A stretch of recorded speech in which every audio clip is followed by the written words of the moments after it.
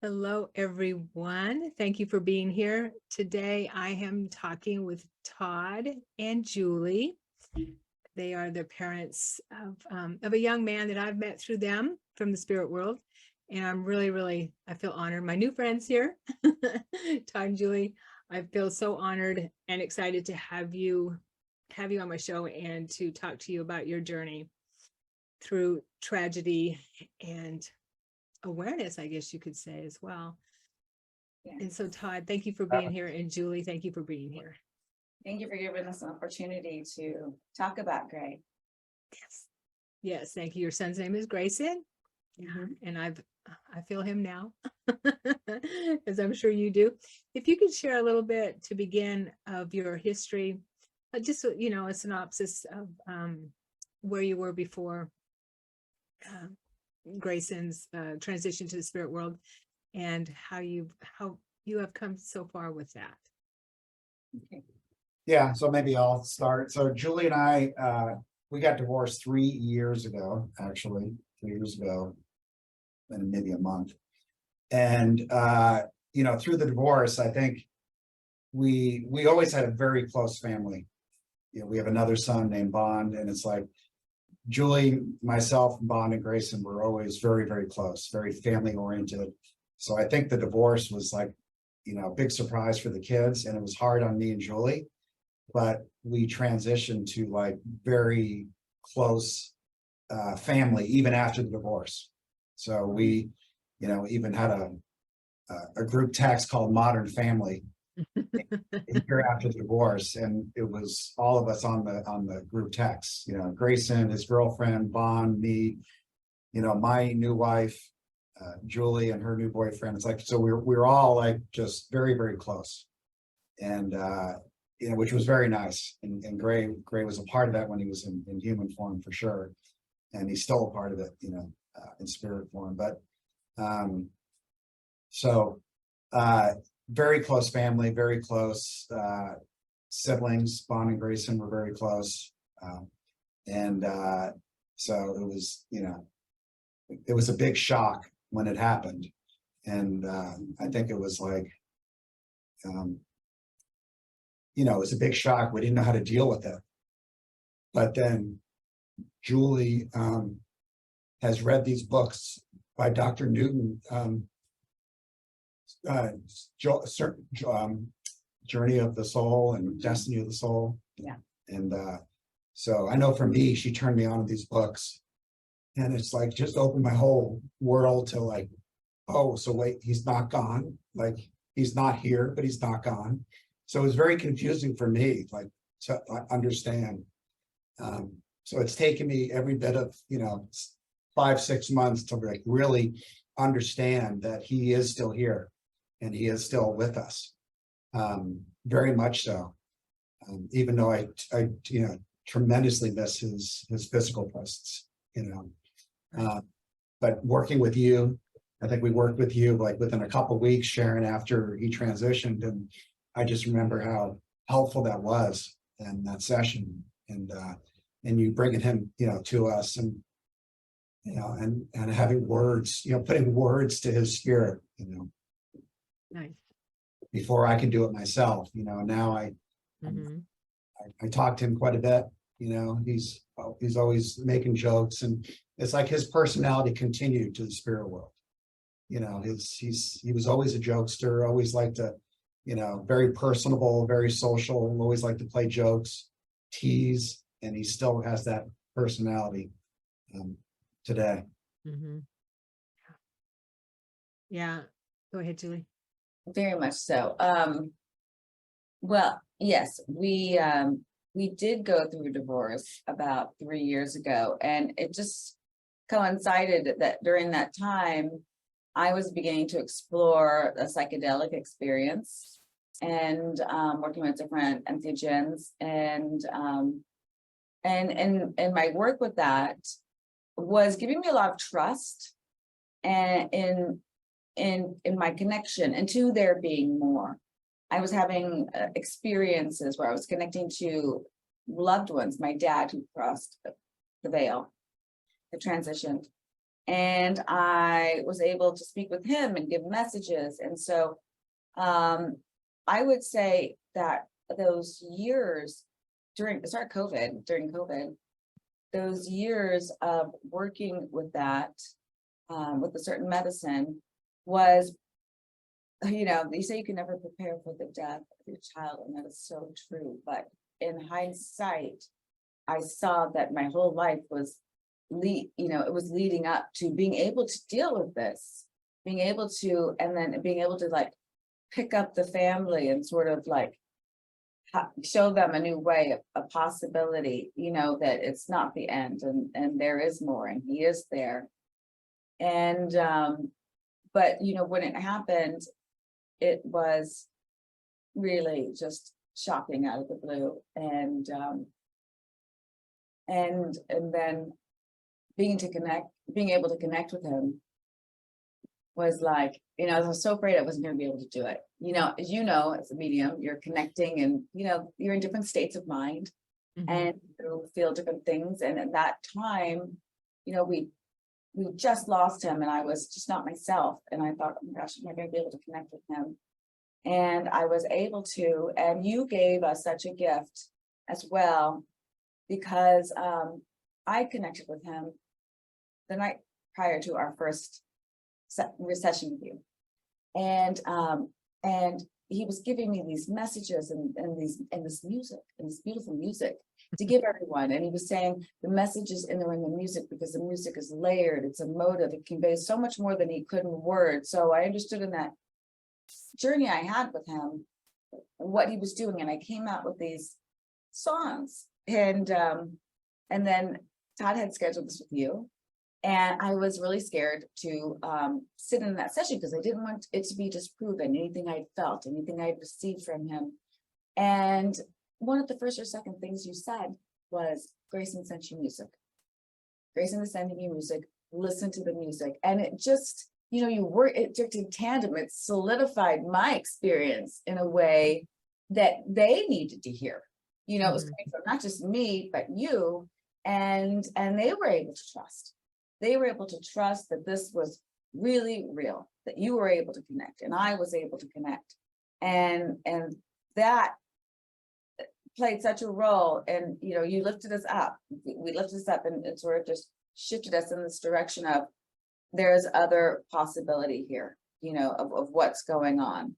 And I'm just forever grateful to you for that. So thank you. Oh, thank you. Yeah, I mean, I think I was a little doubtful when Mike introduced us. I'm like, it's like, just try it.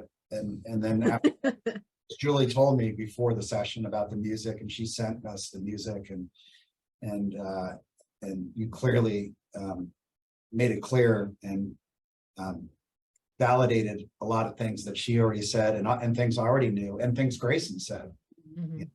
Because Grayson told me, you, Sharon, and other family members that what was going on in his mind before he did it and after he did it, and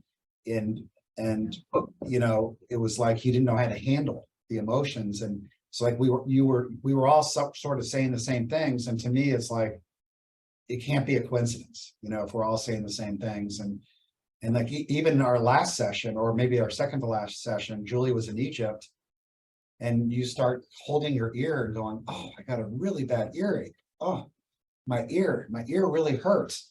And I'm like, oh, what's going on? And then you told me that Julie has a really bad ear infection and she's sick, that she got on the plane going to Egypt. And then sure enough, I talked to Julie a day later, and she was really sick with COVID. So it's like, it just continues to validate the ability to feel more than just the human side and the physical presence. It's the spirit side of all of us, whether we're here or where Grayson is. It doesn't matter, so it's just a beautiful thing. And I continue to get down and feel sad, and then I got to connect with Grayson, and I feel better. Like as long as I slow everything down and then connect with Grayson. I did a hypnotherapy session a couple months ago, and Grayson took me to the soul world and met the creator, and he knew I needed to see that. to know where he's at. Because, not knowing where he's at is tough. And so he had to show me that, this is where I'm at. I'm safe. I'm loved. I feel I'm okay. That was important for him to show me, and for me to see. Beautiful. Yeah. Yeah, I Appreciate that. think, the sessions with you and his own hypnotherapy and however his meditations, however he's connected, but with you has given him the ability to trust more what he's receiving, to know, to know that what he's feeling is true and to trust it. I don't know if he would have had that, if between you and me, and our belief, Mhm. and what's going on. If you would have been able to trust that, you would have put yourself out of that. Right. Yeah. Yeah. I mean, without the avenue that you and Julie have showed me, who knows where I'd be. Oh, So that's, yeah, it's, thank you for saying that. And I want to share also that anyone can connect to their loved ones. It's just a matter of trusting it. Like you were saying, Todd and Julie, it's just a matter of trusting it. And, and I had to do that when my dad died in 1998 and trust it.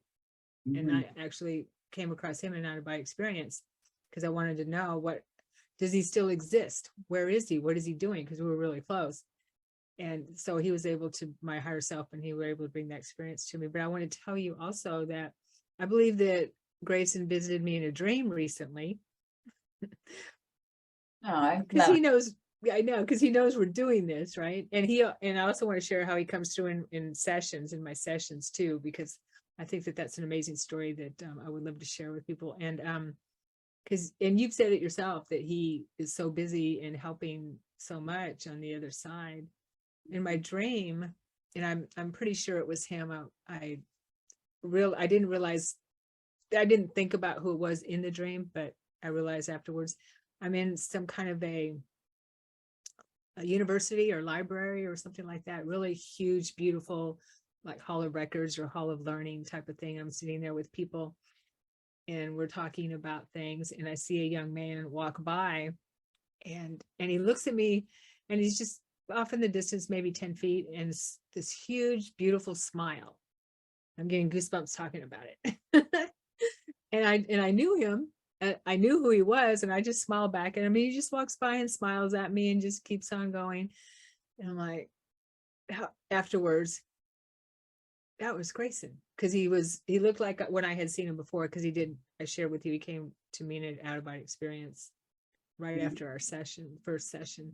So he's very active on the other side. And I get the feeling that you've been to those places, Todd. Do you remember being in some kind of a learning center, or you, Julie, too? I see him, in my dreams. Gosh, whenever I go to bed, I say, let's have an adventure or something. And I've always been able to remember my dreams. And so I see him all the time in my dreams. And so that's really wonderful. And what's really, I know he's helping you with work. And, later on in this, I can tell you how he's kind of helping me in my work, and he's showing up for other people and helping them. They're seeing him, not family members, people who maybe just knew him, maybe met him once. They said, oh, Grayson's here. Like, oh, Grayson's doing that. So he is so busy. He really is busy. And I just think that he's got a lot more to do. He's not going anywhere. Sometimes we when we say, we've got to let them go, we've got to let them move on and experience the next thing. That is us, I feel like, humanizing multidimensionality. Like got a date, and we can't be keeping them busy. No, he's multi-focused, he's limitless, he's in spirit. And so we are not hampering him. He's not missing out on something else by being able to connect with us at the speed of thought. And I feel like that's how it is in the spirit world. You're connecting at the speed of thought. Yes. I love So, that you say that, because I've heard other people say that too, and I've never felt that working with spirit. I've never felt anyone come through or got the information that they wanted to be let go, or that they needed someone to let go of them because they couldn't progress because they were holding on to them. I have not ever had that information. human projection of that. Yeah, it's because they want us to heal, so they're here to help us heal, and so they're going to stay alive. There's no time on the other side, so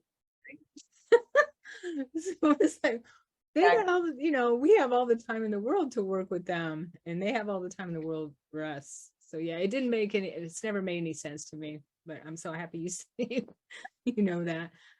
I do feel that he comes to all his family, and probably his friends too, in dreams. You know, Mhm.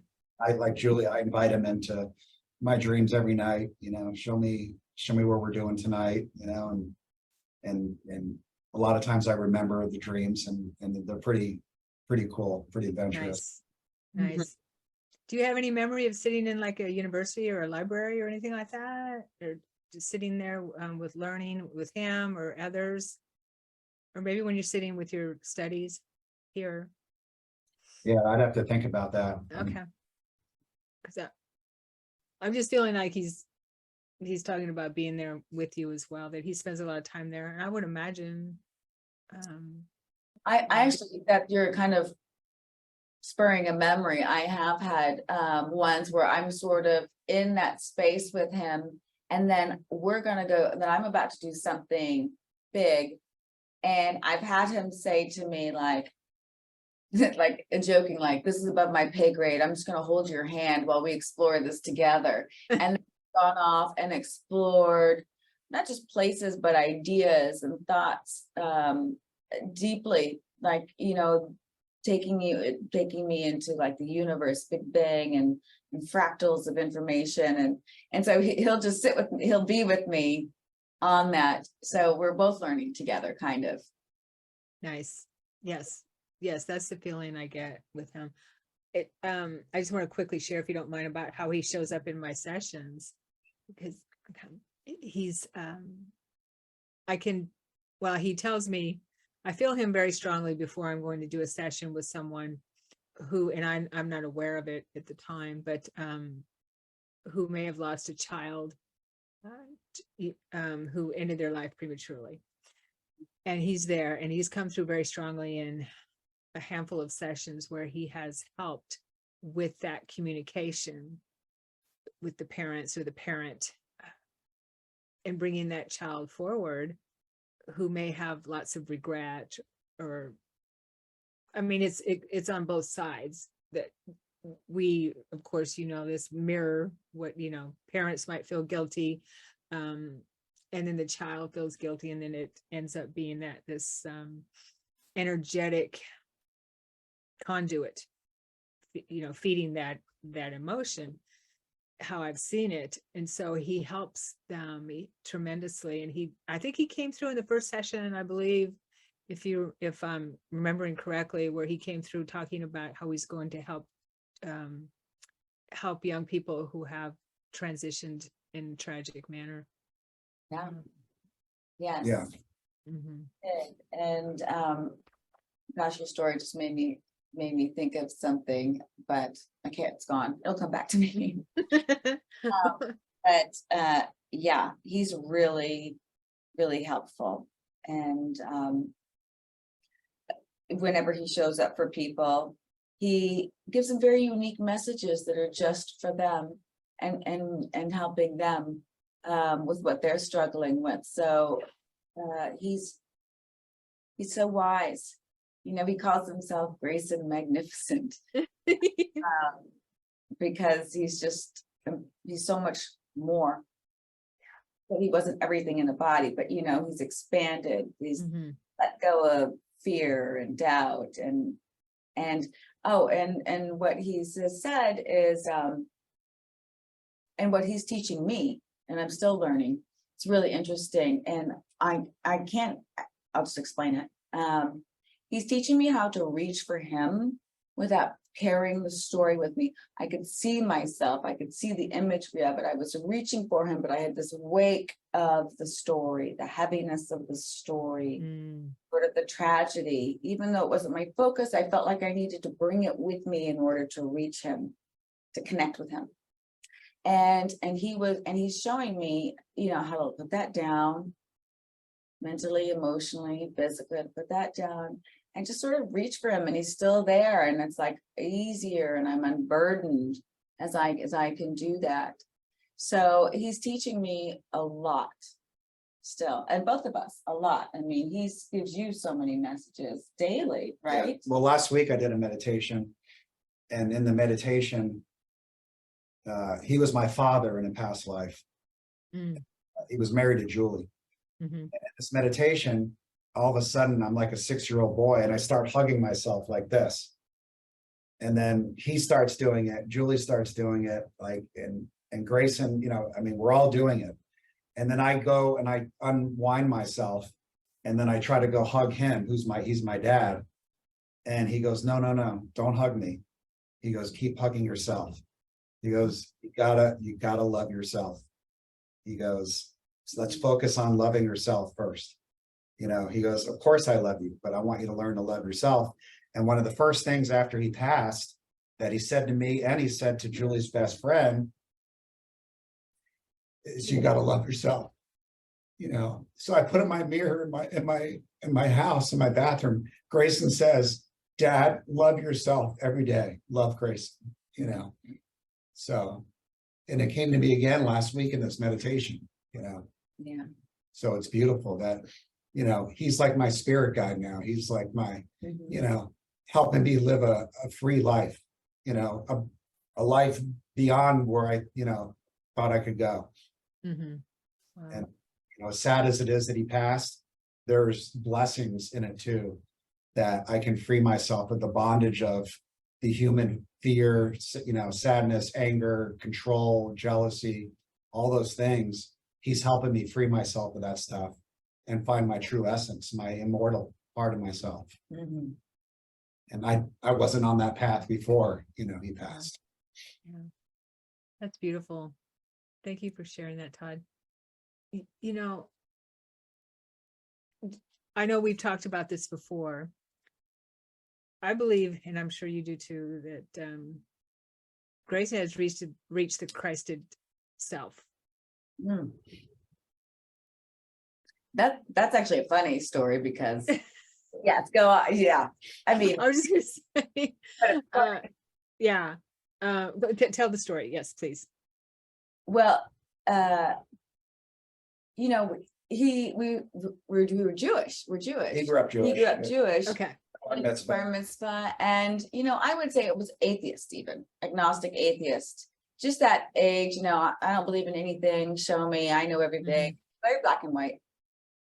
And as when we start connecting with him, he's talking about Jesus. It's Jesus on the cross with the light emanating out of his head, or Jesus bloody on the cross. You know, how to look at him 2 ways.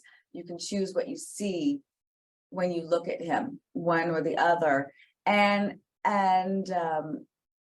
just talking about Jesus, and we just thought that was so funny because he was so atheist, and he was saying, Mom, I didn't believe, but now it's true. Jesus is real. Do you remember? Yeah. I think you were sort of in a session when that came through. Yeah, and I see him a lot. Like after my first session I did with Julie, it's like I saw Jesus a lot, and he made it like a joke. Like, can you believe, like, you know, I'm like a Jesus person now. Like, I'm like, I get it. Now when I connect with Gray, I see Jesus all the time. And it's like this white light love that's right next to Grayson. And it just feels so good to connect with them both. And a lot of times connecting with both their energy together. It's like they put their energy together in like this white ball, and I just like engorge it into my body, in my heart. It feels so good. And you know, I see him with Jesus all the time. Yeah, and I think he talked to us about his transition and how Jesus sat and waited for him. And so what was happening on this side was, we had just found him and we were, complete shock and grief, crying and hysterical. And I was in the hallway outside of his apartment, just on my back, my knees up, and I'm just waking up. This is hours. And I'm waking up in like physical pain. Oh my God, it hurts, it hurts, it hurts. And then I'd pass back out again. And then I'd wake up and I'd say, oh, it hurts, it hurts. And then, so I'm in the most primal traumatic moment. And this peace just comes through me. And this knowing that this is his birth. This is just like his birth. Just like my labor when he came into the world. I'd wake up in pain when I get a contraction and I'd pass out. And I was realizing I was birthing him into the next world. I was just helping him transition.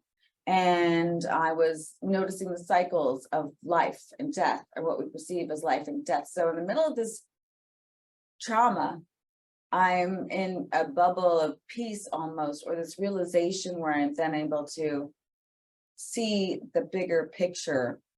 And in someone's journey or someone's experience, he was talking about how in that moment, he was really tied to our grief. Like you said, when you get tied, he was really kind of tied to the grief. And at that moment, he said, I was taking him to Jesus. And Jesus ended up staying there and waiting for him until he was ready. So wow, that's amazing. Yeah. Yeah. Just reading that actually last night in the Newton book about how a lot of souls will not get met by their spirit guide or their family or friends until they like ask for help, and until they ask, for help, like, please help me transition, please help me. And I was reading that part in the book and it reminded me of Grayson. And then once he did that, and once he let go, and once he trusted, then it all became a beautiful transition, of Christ, that Christ energy and light in him, that it became like pure love, and he was no longer shackled with pain and emotions anymore, of any negative emotions. Yeah. I've heard that before. Go ahead, Yeah. Julie. No, I was gonna say, I think when you see him, when he comes to you and he shows you himself, he's meditating, right? Like he's a total peace and just meditating and and he's constantly reminding me. I mean, like I said, he's my spirit guide now, and he's constantly reminding me, like, Dad, I'm safe, I'm helping you, I'm shining light on Bond's house, his brother, I'm shining light on his girlfriend Haley, like, and he shows me, like, in my image of just him shining incredible amounts of light on them as people and the house that they live in, because now they live together. And it's like, and I just see him like just shining light on all of us, which to me is love. He's just shining the love onto us constantly.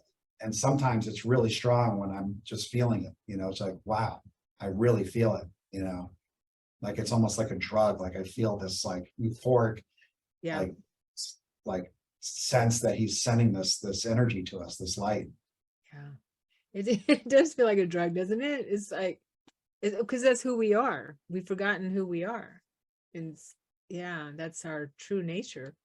So it is kind of, I think that's why people do drugs and alcohol, and trying to find that feeling somewhere and don't know how to feel it, how to get it. Yeah, it's